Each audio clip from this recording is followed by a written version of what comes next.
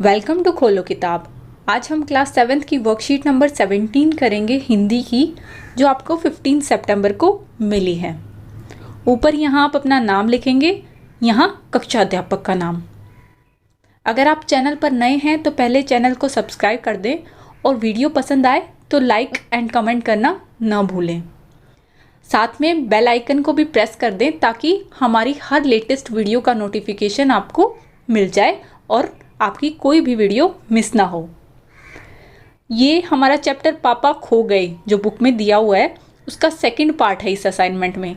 इससे पहले वाली असाइनमेंट जो हमने कल की थी उसमें भी इसी चैप्टर का फर्स्ट पार्ट दिया हुआ था, अब उसी को आगे कंटिन्यू कर रहे हैं।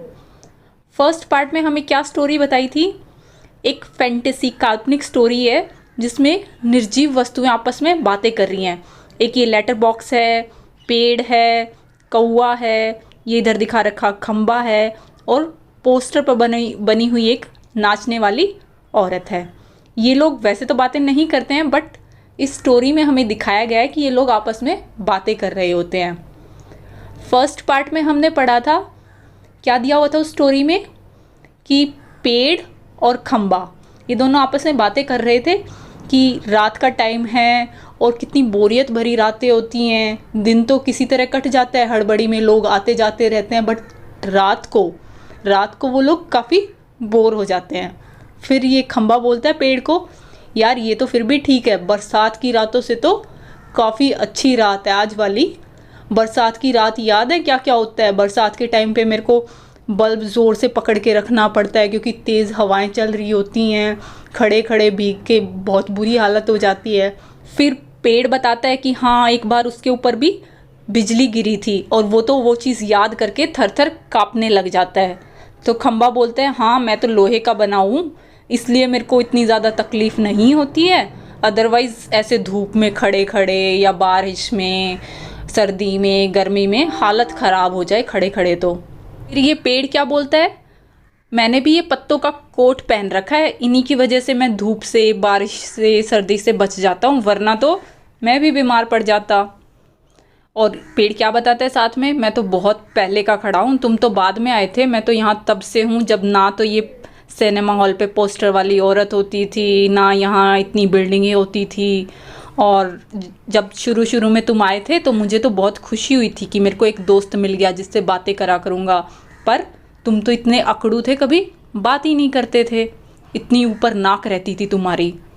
फिर खंबा क्या बोलता है, हाँ एक दिन आंधी आई थी और मैं तुम्हारे ऊपर गिर गया था, तुम्हें उस दिन काफ़ी चोट भी लगी थी मेरी वजह से। तो पेड़ बोलता है, हाँ तभी से तो हमारी दोस्ती हुई थी।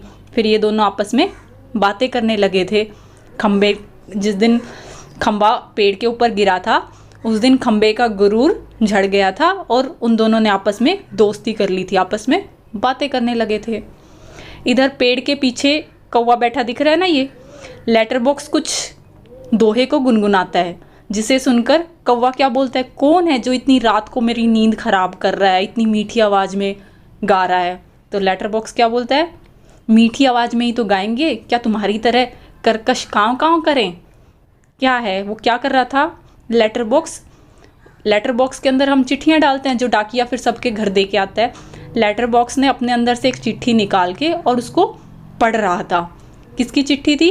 हेडमास्टर ने लिखी हुई थी किसी गोविंद राव जी को, जो उसके बेटे की कंप्लेन कर रहा था। हेडमास्टर बोल रहा था कि आपका बेटा पढ़ता नहीं है, पढ़ाई में ध्यान नहीं है, काफ़ी कमज़ोर है, वो सब ये लेटर बॉक्स पढ़ रहा था। एक लेटर पढ़ा, फिर उसने दूसरा लेटर निकाला कि अब ये किसका लेटर आया है।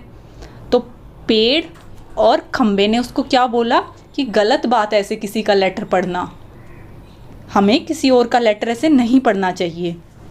ऐसे ही उन लोगों की बातें चल रही होती हैं कि तभी वहाँ एक आदमी आता है जो एक बच्ची को लिए होता है। रात के टाइम की बात थी और वो आदमी किसी बच्ची को किडनैप करके लेके आया था। अब वही इस वाली वर्कशीट नंबर 17 में हमें एक्सप्लेन किया हुआ है, वो वाला पार्ट जिसमें एक आदमी एक बच्ची को किडनैप करके लेके आया था। लेटर बॉक्स जो दूसरों की चिट्ठियां पढ़ रहा था, अब वहीं से आगे का पार्ट हमें इस वर्कशीट में एक्सप्लेन किया हुआ है। पेड़ क्या बोलता है, लेकिन चिट्ठी जिसे लिखी गई हो लालताऊ उसे ही पढ़नी चाहिए, वह प्राइवेट होती है, प्राइवेट। तो लेटर बॉक्स क्या कहता है, मैं कहाँ किसी की चिट्ठी पास रख लेता हूँ, जिसकी होती है उसे मिल ही जाती है। किसी की गुप्त बातें मैं कब बाहर निकलने देता हूँ, वह मुझ तक ही रहती हैं, इसलिए तो मुझे अपना बहुत महत्व लगता है। वो चिट्ठियाँ पढ़ तो रहा था, पर यूँ बोल रहा था कि मैं कौन सा पढ़ के अपने पास ही रख लूँगा, जिसकी होगी डाकिया आएगा, सुबह ले जाएगा, उसके घर पहुँचा देगा, और मैं कौन सा उसकी इन्फॉर्मेशन, गुप्त बातें किसी और को जाके बता रहा हूँ, मेरे तक ही रहती हैं वो बातें, तो इसीलिए मैं बहुत इम्पॉर्टेंट हूँ। वो खुद को इम्पॉर्टेंट समझता है।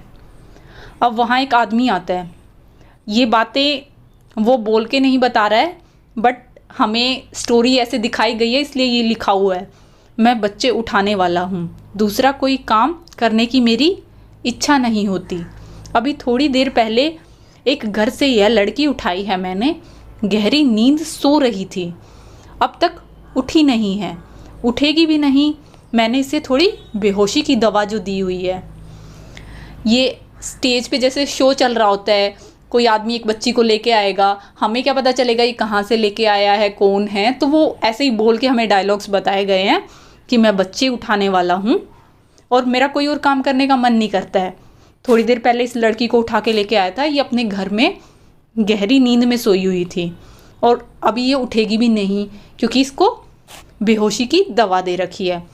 अब मुझे लगी है भूख। किसको भूख लगी है? उस बच्चा चोर आदमी को। दिन भर कुछ खाने का वक्त ही नहीं मिला, पेट में जैसे चूहे दौड़ रहे हों। तो ऐसा किया जाए, इसे यहीं लेटाकर अपने ज़रा कुछ खाने की तलाश करें, देखे कुछ मिल जाए तो। इतनी रात गए यहाँ इस वक्त, अब किसी का आना मुमकिन नहीं। उस आदमी को बहुत ज़ोरों की भूख लगी हुई थी क्योंकि उसने दिन में कुछ खाया नहीं था और वो ये सोचता है कि अभी रात का टाइम है, इतनी रात को कोई और आदमी यहाँ आएगा नहीं कि इस बच्ची को लेके चला जाएगा। कोई भी चोर चोरी करके अपना सामान ऐसे ही तो बाहर नहीं छोड़ के जाएगा ना, वो पहले उसे ही सुरक्षित स्थान पे रखेगा और उसके बाद फिर अपने बाकी काम करेगा। बट उसे लगता है कि रात का टाइम है, अभी तो कोई पुलिस वुलिस या कोई आदमी उसको देखेगा नहीं, ये बच्ची भी अभी उठने नहीं वाली है क्योंकि इसको बेहोशी की दवा दे रखी है, तो इसको यहीं पेड़ के सहारे इधर लेटा देता हूँ और मैं अपना पेट में चूहे दौड़ रहे हैं, कुछ खाने का इंतज़ाम करता हूँ, कहीं ढूंढता हूँ कुछ खाने का मिल जाए। चलिए अब क्वेश्चन आंसर कर लेते हैं। बाकी की स्टोरी आगे आने वाली वर्कशीट में हमें बता दी जाएगी। अभी वीडियो ज़्यादा बड़ी हो जाएगी इसलिए हम बाकी स्टोरी नेक्स्ट वीडियो में देखेंगे। प्रश्न उत्तर में पहला दिया हुआ है, यहाँ लाल ताऊ किसे कहा गया है और क्यों? किसको बोला गया है लाल ताऊ? लेटर बॉक्स को। क्यों बोला? क्योंकि उसका रंग लाल होता है। नेक्स्ट प्रश्न 2 है, चिट्ठी शब्द से शुरू होने वाली किन्हीं 2 पंक्तियों को लिखे। जैसे चिट्ठी की बात निराली है। आपको चिट्ठी से कोई भी 2 सेंटेंस बनाने हैं, बस चिट्ठी वर्ड स्टार्टिंग में आना चाहिए, बिल्कुल फर्स्ट वर्ड उस सेंटेंस का चिट्ठी होना चाहिए। तो आप कोई भी 2 सेंटेंस लिख सकते हैं, जैसे चिट्ठी सबने पढ़ ली है, चिट्ठी डाकिया लाया है। नेक्स्ट प्रश्न 3 क्या है, बच्चा उठाने वाले आदमी ने लड़की को कहाँ से उठाया था? तो उसने उसके घर से उसको उठाया था जब वो गहरी नींद में सो रही थी। आप उत्तर लिख सकते हैं, बच्चा उठाने वाले आदमी ने लड़की को एक घर से उठाया था। पेट में जैसे चूहे दौड़ रहे हों, इस वाक्य से आप क्या समझते हैं? उस आदमी के पेट में चूहे दौड़ रहे थे, मतलब उसको भूख लगी हुई थी। पेट में चूहे दौड़ने का मतलब ही ये होता है कि बहुत जोरों की भूख लगना। नेक्स्ट प्रश्न 5 है, बच्चे उठाने वाले लोगों से आप अपनी रक्षा कैसे कर सकते हैं? सोच कर लिखिए। एक्चुअली जब आप पूरी स्टोरी पढ़ेंगे तो आपको पता चलेगा उस बच्ची को ना अपना ना तो घर का एड्रेस पता है। अब उससे पूछेंगे कहाँ रह रही है, कहेगी घर पे रहती हूँ। घर कहाँ है? गली में है। गली कहाँ है? सड़क किनारे है। वो एग्जैक्ट लोकेशन नहीं बता पाती अपने घर की, कि उसका घर मकान नंबर क्या है, गली कौन सी गली है, कुछ नाम होगा गली का या सड़क का, उसे कुछ भी याद नहीं होता है। अब कोई अगर बच्चा उठाने वाला बाय चांस आपको उठा ले जाता है तो आपको सबसे पहले तो यही पता होना चाहिए ना कि आप रहते कहाँ हो, आपके मम्मी पापा का नंबर क्या है। आप पुलिस को फ़ोन कर सकते हो, पुलिस का नंबर 100 नंबर पे डायल करने के लिए हमेशा बोलते हैं ना। हमेशा सावधानी बरतनी चाहिए, सतर्क रहना चाहिए। बहुत तरीके हैं, अगर आप अलर्ट होगे तो आप ऐसी चीज़ों से बच सकते हो।